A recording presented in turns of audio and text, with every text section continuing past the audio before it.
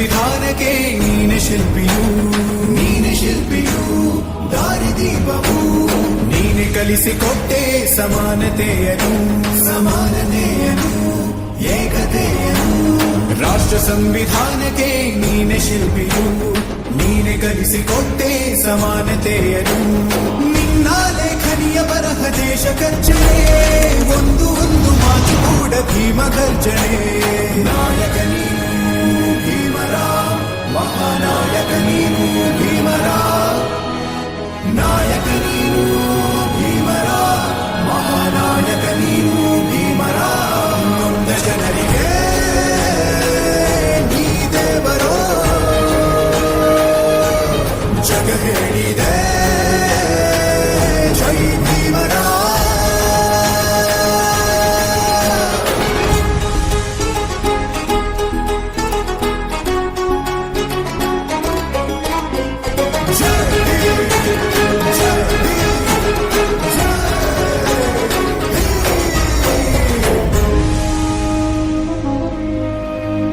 ಸಂಕಟದಲ್ಲಿ ಬಂದೆ